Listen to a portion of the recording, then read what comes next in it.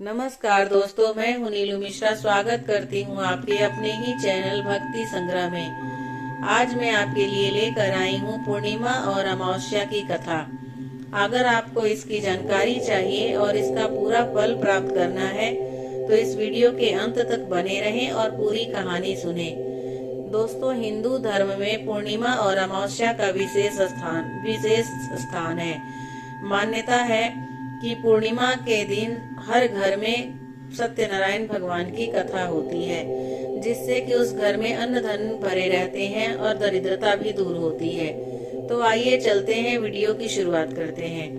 एक पौराणिक कथा के अनुसार एक राज्य में एक राजा और एक रानी रहते थे, जिनकी 4 संतानें थीं, 2 लड़के और 2 लड़की। एक लड़की का नाम पूर्णिमा तथा दूसरी का नाम अमावस्या था। पूर्णिमा घर के कामों में निपुण थी और घर का पूरा काम करती थी और भगवान की पूजा अर्चना भी किया करती थी। इसके अतिरिक्त वह गौ माता की सेवा भी करती थी। और दूसरी बहन अमावस्या न ही घर का कोई काम करती थी और न ही भगवान की पूजा अर्चना करती थी और न ही गौ माता की सेवा करती थी। पूर्णिमा सर्वगुण संपन्न थी, फिर भी राजा और रानी दोनों अपने बेटों और पुत्री अमावस्या को ही प्यार किया करते थे और वह पूर्णिमा से प्यार नहीं करते थे, उसके साथ भेदभाव करते थे। राजा के चारों पुत्र और पुत्री धीरे धीरे बड़े हो रहे थे। जब वो बड़े हो गए, राजा ने अपने दोनों पुत्रों की शादी कर दी। इसके बाद रानी ने राजा से कहा कि अब दोनों पुत्री विवाह के योग्य हो गई है और इन दोनों का विवाह भी कर दीजिए। लेकिन पुत्री अमावस्या का विवाह किसी बड़े खानदान से कराना और पूर्णिमा का विवाह किसी गरीब परिवार में कराना, क्योंकि पूर्णिमा को केवल भगवान की पूजा पाठ करना ही पसंद है और गाय की सेवा करना पसंद है। अब रानी ने राजा को दोनों पुत्रियों का रिश्ता तय करने के लिए भेज दिया। राजा ने अपने पड़ोसी राज्य में जाकर वहाँ के राजा के पुत्र से अमावस्या का रिश्ता तय कर दिया और वहीं पास के गांव में जाकर एक गरीब परिवार के लड़के से पुत्री पूर्णिमा का रिश्ता भी तय कर दिया। यह सारी बात जाकर राजा ने अपनी रानी से बताया तो रानी यह सोचने लगी कि अब देखते हैं कि भगवान इसकी मदद कैसे करते हैं। यह बहुत ही पूजा पाठ करती है और भगवान में मगन रहती है। पूर्णिमा का भाई और उसकी भाभी पूर्णिमा से बहुत प्यार करते थे, क्योंकि पूर्णिमा उनके घर के कामों में उनका साथ देती थी और कामों में उनका हाथ बटाती थी। यही उनकी दूसरी बहन अमावस्या उन पर रोब जमाती थी और घर का कोई काम नहीं करती थी। कुछ समय बीत जाने के बाद दोनों पुत्रियों का विवाह हो गया। राजा और रानी की विवाह के बाद अपनी दोनों पुत्रियों की विदाई कर दिए। विदाई देते समय राजा और रानी पुत्री अमावस्या को बहुत सारा धन और दौलत देकर विदा किए और पूर्णिमा को कुछ भी नहीं देते खाली हाथ अपने घर से विदा कर दिए। इसके बाद दोनों बहनें अपने अपने ससुराल चली गई। कुछ दिन बीत गए और एक दिन अमावस्या अपने घर पर शिव जी की कथा रखी, जिसमें वह सभी गांव वालों को निमंत्रण दी और अपनी बहन पूर्णिमा को नहीं बुलाई। जब गांव की सभी औरतें अमावस्या के यहाँ जा रही थीं, तो यह सब पूर्णिमा अपने घर के दरवाजे पे बैठकर देख रही थी। तब वहाँ से गुजर रही औरतें पूर्णिमा से बोली कि तुम्हारी बहन के यहाँ शिव जी की कथा रखी है, क्या तुम नहीं चलोगी? पूर्णिमा ने कहा, मुझे निमंत्रण नहीं आया है और मैं नहीं जा सकती। सभी गांव की औरतों ने पूर्णिमा से कहा, बुलाया नहीं तो क्या हुआ, भगवान शिव की कथा है, चल लो हमारे साथ, तुम हमारे साथ चलो। गांव की सभी औरतों की बात मानकर पूर्णिमा भी उनके साथ भगवान शिव की कथा में अमावस्या के घर चली गई। जब अमावस्या की नजर पूर्णिमा पर पड़ी तो वह बोली कि तुम यहाँ कैसे आई? मैंने तो तुम्हें नहीं बुलाया था। खैर कोई बात नहीं, अब तुम आ ही गई हो तो चुपचाप बैठी रहना। और यह कहते हुए अमावस्या में पूर्णिमा की गरीबी का मजाक उड़ाया। पूर्णिमा की आंखों में आंसू आ गए और रोते रोते मन ही मन में पूर्णिमा भगवान शिव से विनती करी, हे भगवान, क्या पूजा पाठ करना गलत है? गौ माता की सेवा करना गलत है? आखिर मेरी गलती क्या है? आप मुझ पर अपनी कृपा दृष्टि कब बनाएंगे? पूर्णिमा बार बार भगवान शिव से यही कहती रहती। इतने में शिव कथा पूरी हो जाती है और अमावस्या भगवान का प्रसाद बांटने लगी और वहीं सभी लोगों को प्रसाद देती। लेकिन पूर्णिमा को वहाँ प्रसाद नहीं दी। पूर्णिमा बिना प्रसाद के ही अपने घर लौट आई। रास्ते में वह यह सोचते हुए चली कि यदि बच्चे उसे कथा का प्रसाद मांगेंगे तो उन्हें क्या जवाब देगी। उसने सोचा कि वह अपने मायके अपने भाई और भौजाई के यहाँ जाएगी और वहाँ जाते हुए वहाँ बच्चों के लिए कुछ लेकर जाएगी। ऐसा सोचते हुए वहाँ अपने घर वापस लौट आई। घर वापस लौटकर आने के बाद वह अपने पति और बच्चों से बोली कि वह अपने मायके जा रही है। पति ने कहा ठीक है, और कुछ समय के बाद पूर्णिमा अपने मायके के लिए रवाना हो गई। चलते चलते रास्ते में एक चबूतरा आया जिस पर तुलसी का पौधा लगा था। उस चबूतरे पर बूढ़ी अम्मा बैठी हुई थी। वह कोई और नहीं, साक्षात तुलसी माता थी। उस बूढ़ी माता ने कहा कि पूर्णिमा बिटिया, तुम कौन हो और कहाँ जा रही हो। पूर्णिमा अपना परिचय दी। परिचय देने के बाद बूढ़ी औरत ने पूर्णिमा से कहा कि यहाँ तुलसी का पौधा सूख रहा है, इसमें थोड़ा सा पानी डाल दो और इस चबूतरे की सफाई भी कर दो, जिससे मुझे थोड़ी ठंडक मिलेगी। पूर्णिमा ने कहा ठीक है माँ, मैं तुलसी में पानी डाल देती हूँ और यहाँ की साफ सफाई कर देती हूँ। पूर्णिमा ने साफ सफाई करने के बाद बूढ़ी अम्मा को भी नहला दिया और बूढ़ी अम्मा की भी सेवा की, उनके पैर दबाए और बूढ़ी अम्मा से कहा कि माँ जी और बताइए मैं आपके लिए क्या सेवा करूँ, और कोई काम है तो बता दीजिए, मैं कर दूंगी। बूढ़ी अम्मा ने कहा कि कुछ नहीं, अब तुम जाओ और वापस आते समय मुझसे मिलते हुए जाना। पूर्णिमा ने बूढ़ी अम्मा से कहा ठीक है माँ, मैं चलती हूँ, वापस आते वक्त आपसे मिलते हुए जाऊंगी। कुछ समय आगे चलने के बाद एक शिव मंदिर आया। वहाँ पर उसे एक बूढ़े बाबा मिले जो मंदिर के बाहर बैठे हुए थे। वह कोई और नहीं, साक्षात भोले बाबा थे।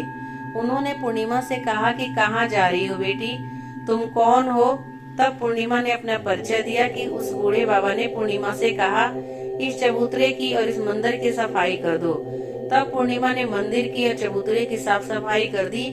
वहाँ पर पूजा पाठ अर्चना की और साफ सफाई पूजा अर्चना करने के बाद उन्होंने बूढ़े बाबा को भी नहला दिया और उनसे कहा कि बाबा और कोई काम हो तो बताइए। तब बूढ़े बाबा ने कहा कि नहीं बेटी, तुम जाओ और वापस आते वक्त मुझसे मिलते हुए जाना। पूर्णिमा ने कहा ठीक है बाबा, मैं जाती हूँ, वापस आते हुए आपसे मिलते हुए जाऊंगी। आगे चलते चलते कुछ दूर चलने के बाद पूर्णिमा को एक काली जी का मंदिर दिखा। वहाँ भी एक बूढ़ी अम्मा चबूतरे पर बैठी हुई थी। उस बूढ़ी औरत ने भी पूर्णिमा से कहा कि बेटी तुम कौन हो, कहाँ जा रही हो। तब पूर्णिमा ने उस बूढ़ी औरत को भी अपना परिचय दिया। बूढ़ी औरत ने पूर्णिमा से कहा यहाँ पर सभी पूजा पाठ करने के लिए आते हैं, लेकिन मंदिर की साफ सफाई करने कोई नहीं आता, इसलिए तुम मंदिर की और चबूतरों को साफ सफाई कर दो। पूर्णिमा ने कहा ठीक है। माता जी और पूर्णिमा मंदिर की और चबूतरे की साफ सफाई कर देती हैं और पूजा पाठ भी कर दी और माता जी का श्रृंगार कर दी और उस बूढ़ी अम्मा को भी नहला दी और बूढ़ी अम्मा के पैर दबाई और कही कि सभी काम हो गया है माँ जी, और कोई काम है तो बताइए। बूढ़ी माँ कहती है कि नहीं बेटी, अब तुम जाओ, लेकिन वापस आते वक्त मुझे मिलते हुए जाना। पूर्णिमा कहती है ठीक है, और वह आगे चली गई। आगे चलते चलते एक नदी आई। वहाँ पर एक बूढ़ी अम्मा बैठी रहती। वो उस बूढ़ी अम्मा ने बेटी पूर्णिमा से कहा बेटी तुम कौन हो और कहाँ से आई हो। उसे भी पूर्णिमा ने अपना परिचय दे दिया। बूढ़ी औरत पूर्णिमा से कही कि नदी पर स्नान करने तो यहाँ पर सब आते हैं, लेकिन यहाँ की साफ सफाई कोई नहीं करता, इसलिए तुम इस किनारे पर साफ सफाई कर दो। पूर्णिमा कही ठीक है माँ जी, और वहाँ की साफ सफाई कर दी और उस बूढ़ी अम्मा के पैर भी दबा दी और कही माँ जी और कोई काम हो तो बताइए। बूढ़ी औरत बोली कुछ नहीं बेटी, तुम जाओ, लेकिन वापस आते वक्त मुझसे मिलते हुए जाना। और वहाँ नाव में बैठकर नदी के दूसरे किनारे पहुँच गई और वहाँ अपने मायके के घर पहुँच गई। वहाँ पर पूर्णिमा के भाई और भाभी उसे देखकर बहुत खुश हुए और वे पूर्णिमा की बहुत खातिरदारी किए और उससे बहुत सारी बातें किए और कहे कि बच्चों को भी साथ में लेकर आती तो अच्छा लगता। अब कुछ समय के बाद पूर्णिमा ने वापस अपने ससुराल जाने को कहा तो उसकी भाभी ने उसके लिए एक साड़ी दी और खेलों में बच्चों के लिए कपड़े और खाने पीने की कुछ चीजें रख दी और कहा कि तुम बहुत दिनों के बाद आती हो। और पूर्णिमा को की भाभी ने यह थैला पूर्णिमा के हाथ में दे दिया और कहा कि जाओ और जल्दी वापस आना। इसके बाद पूर्णिमा वहां से अपने ससुराल के लिए रवाना हो गई और उसी की नदी के किनारे पहुंची और नाव में बैठकर दूसरे किनारे पर उतर गई। वहां पर उतरने के बाद वहां पर उसे वही बूढ़ी अम्मा मिली जो साक्षात गंगा मैया थी, और उस बूढ़ी अम्मा ने पूर्णिमा को एक थैला दिया और कहा कि इसे तुम अपने घर ही जाकर खोलना। अब पूर्णिमा के पास बहुत सारे थैले हो गए। उसे लेकर पूर्णिमा वहां से रवाना हुई और आगे कुछ दूर चलने पर काली माँ का मंदिर आया। वहां पर काली माँ बूढ़ी माँ के रूप में विराजमान थी। उसने कहा, आ गई बेटी पूर्णिमा। पूर्णिमा ने कहा, हाँ माँ जी मैं आ गई। तो काली माँ ने उसे एक और थैला दिया और कहा, तुम यह थैला अपने घर जाकर खोलना। अब पूर्णिमा के पास 3 थैले हो गए। तीनों थैली लेकर पूर्णिमा आगे बढ़ी। कुछ दूर चलने पर शिव जी का मंदिर आया और जहाँ बूढ़े बाबा के रूप में शिव जी स्वयं विराजमान थे। बूढ़े बाबा ने कहा कि पूर्णिमा तुम वापस आ गई। पूर्णिमा ने कहा, हाँ बाबा मैं वापस आ गई हूँ। बूढ़े बाबा ने भी पूर्णिमा को एक और थैली दिया और कहा कि तुम यह थैला घर पर जाकर ही खोलना।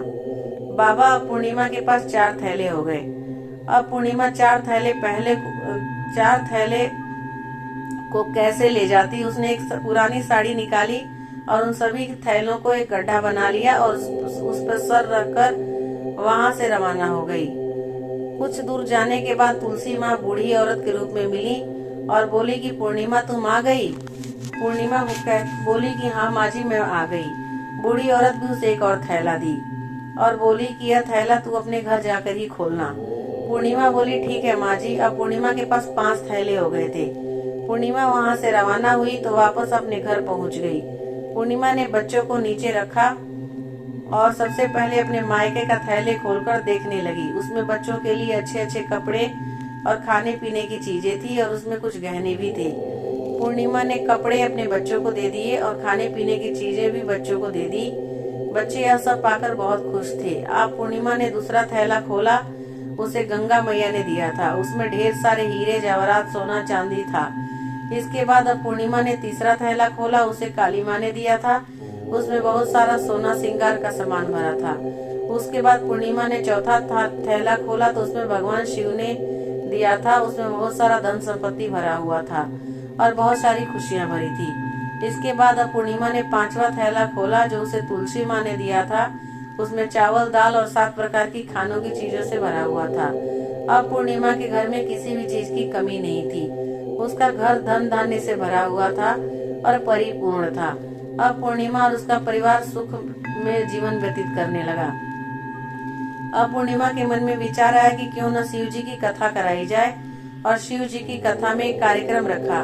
पूर्णिमा ने गांव के सभी लोगों को निमंत्रण दिया और घर घर जाकर सभी लोगों को बुलाया। पूर्णिमा अपनी बहन अमावस्या के घर भी गई और अमावस्या को भी शिव जी की कथा के लिए उसने अपने घर बुलाया। जब अमावस्या पूर्णिमा के घर शिव जी की कथा में आई तो उसने देखा कि पूर्णिमा के घर में किसी भी चीज की कोई कमी नहीं है। इतना सारा धन दौलत देखकर अमावस्या आश्चर्यचकित हो गई। उसने पूर्णिमा से कहा कि तुम्हारे घर में इतनी धन और दौलत कहाँ से आई। पूर्णिमा ने कहा, देखो बहन, तुमने शिव जी की कथा में मुझे नहीं बुलाया था, फिर भी मैं चली आई और तुमने मुझे प्रसाद तक नहीं दिया और मेरी गरीबी का मजाक भी उड़ाया था।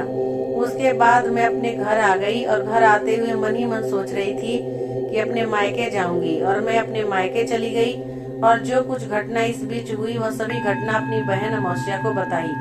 तो अमावस्या बोली कि तुम भी मुझे प्रसाद मत दो और मुझे डांटो, लेकिन पूर्णिमा ने कहा कि यह तो भगवान का प्रसाद है, मैं तो सबको दूंगी और तुम्हें भी दूंगी।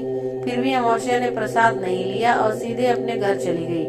घर जाकर अपने बच्चों से कहकर वो अपने मायके जाने के लिए तैयार हो गई और मायके के लिए निकल गई। उसे भी रास्ते में चलते चलते तुलसी माँ मिली जो चबूतरे पर बूढ़ी माँ के रूप में बैठी हुई थी। बूढ़ी माँ ने अमावस्या से कहा कि बेटी तुम कौन हो, तुम कहाँ जा रही हो। अमावस्या ने अपना परिचय दिया। बूढ़ी माँ ने कहा, बेटी यह तुलसी का पौधा सूख रहा है, इसमें थोड़ा सा पानी डाल दो और इस चबूतरे की साफ सफाई कर दो। पर अमावस्या ने कहा, बुढ़िया तुम्हें दिखाई नहीं दे रहा है कि मैंने इतनी महंगी साड़ी पहन रखी है, यह गंदी हो जाएगी। ऐसा कहकर वहां से आगे चली गई। आगे जाने पर उसे भगवान शिव जी मिले। जिससे भी उसने ऐसा कहा कि उसके बाद आगे जाने पर उसे माँ काली मिली। उससे भी उसने सेम बात बोला। उसके आगे जाने पर बाद गंगा माता मिली, उनसे भी अमावस्या ने सेम बात बोला। इसके बाद अमावस्या जब नाव पे बैठने लगी तो उस नाव में फूलों की जगह कांटे भरे थे जो उसके पैरों में चुभ रहे थे। किनारे पर उतरकर वहां अपने मायके चली गई। जब वहां उसे उसकी भाभीियों ने तथा भाइयों ने देखा तो मन ही मन में कहने लगे कि काम की न काज की, ढाई मन की अनाज की। अब आ गई तो ठीक है, पूर्णिमा तो हमारे कामों में हाथ बटाती है, यह कोई काम करेगी तो काम तो नहीं करेगी। और उन्होंने खाना बनाया और खा पीकर सभी सो गए। अमावस्या जब सुबह उठी तो अपनी भाभीियों से कहा कि अपने ससुराल जा रही हूँ। उन्होंने कहा कि ठीक है जाओ। अमावस्या बोली, पूर्णिमा को तो तुमने एक थैला दिया था, मुझे कुछ नहीं दोगे क्या? भाई और भाभी ने कहा कि तुम घर जाओ, थैला तुम्हारे घर पहुंच जाएगा। फिर अमावस्या वहां से निकल गई और नदी के किनारे पर पहुंची। वहां गंगा मैया बूढ़ी औरत का रूप धारण करके बैठी हुई थी। बूढ़ी माँ ने कहा कि बेटी आ गई? उसने कहा हाँ मैं आ गई। अमावस्या ने कहा तुमने पूर्णिमा को एक थैला दिया था और मुझे नहीं दोगी क्या? बूढ़ी अम्मा ने कहा तुम घर जाओ, थैला तुम्हारे घर पहुंच जाएगा। इसके बाद आगे जाने पर उसने काली मैया मिली, जिसने भी अमावस्या को यही कहा। इसके बाद आगे जाने पर शिवजी मिले, उन्होंने भी अमावस्या से यही कहा। इसके बाद आगे जाने पर तुलसी माँ मिली और उन्होंने भी अमावस्या से कहा कि तुम घर जाओ, थैला तुम्हारे घर पहुंच जाएगा। अमावस्या अपने घर पहुंच गई। आंगन में देखा तो वहां पर 5 थैले पड़े हुए थे। अमावस्या ने मन ही मन सोचा कि अब तो मेरे पास भी बहुत सारे धन और दौलत आ जाएगी। जल्दी जल्दी उसने सभी थैले को खोला। किसी में मिट्टी थे तो किसी में पत्थर थे, किसी में कंकर और किसी में कोयला। उसे मायके से भी कुछ नहीं मिला था। इन थैलों में कुछ भी नहीं था। अमावस्या डरती हुई पूर्णिमा के घर गई और कही कि तुमने तो इतना सब कुछ मिला, मुझे तो कुछ नहीं मिला। आखिर क्या क्यों? तो पूर्णिमा कहती है कि जब मैं अपने मायके जाती हूँ तो अपने भाभीियों के साथ उनके कामों में हाथ बटाती हूँ, उनके साथ मिलकर काम करती हूँ, लेकिन तुम ऐसा कुछ नहीं करती, उनकी इज्जत भी नहीं करती, इसलिए वह तुम्हें भला क्या देंगे। इसके बाद तुमने गंगा मैया को ठुकरा दिया, काली माँ को ठुकरा दिया, भगवान शिव जी को भी ठुकरा दिया, इसलिए उन्होंने भी तुम्हें कुछ नहीं दिया। अमावस्या कहती है कि बहन तुम मुझे माफ कर दो, मैंने तुम पर हमेशा अत्याचार किया है, मुझे कुछ नहीं मिला तो कोई बात नहीं, मैं भी भगवान की भक्ति करूंगी और सब कुछ प्राप्त कर लूंगी। मुझे इन सब चीजों का रहस्य बताओ। और पूर्णिमा ने कहा कि तुम 3 सूत्र का ज्ञान ले लो और उनकी कथा करना। पहले सूत्र में दया मांगना, दूसरे सूत्र में कथा मांगना और तीसरे सूत्र में 108 बार ओम नमः शिवाय का जाप करना। भगवान ने यह सूत्र दिए हैं, इनको अपने हृदय में बसा लेना। मैंने भी ये 3 सूत्र अपने जीवन में अपनाए थे और सच्चे मन से भगवान की भक्ति पूजा पाठ की थी। फिर भगवान ने मुझे यह सब कुछ दिया और तुम्हारे पास जो कुछ भी था वो खत्म हो गया। इसके बाद अमावस्या अपने घर गई और भगवान की पूजा पाठ करने लगी। भगवान शिव से उसने माफी मांगी और गौ माता की सेवा भी की और दूसरों की मदद भी करने लगी। तो दोस्तों, अमावस्या और पूर्णिमा की कहानी आपको कैसे लगी कमेंट करके जरूर बताइएगा। ये सूचना सिर्फ जानकारी और मान्यताओं पर आधारित है जो मैंने आप तक पहुंचाने की कोशिश की है। अगर आपको मेरा वीडियो पसंद आया और मेरी दी हुई जानकारी अच्छी लगी तो मेरे चैनल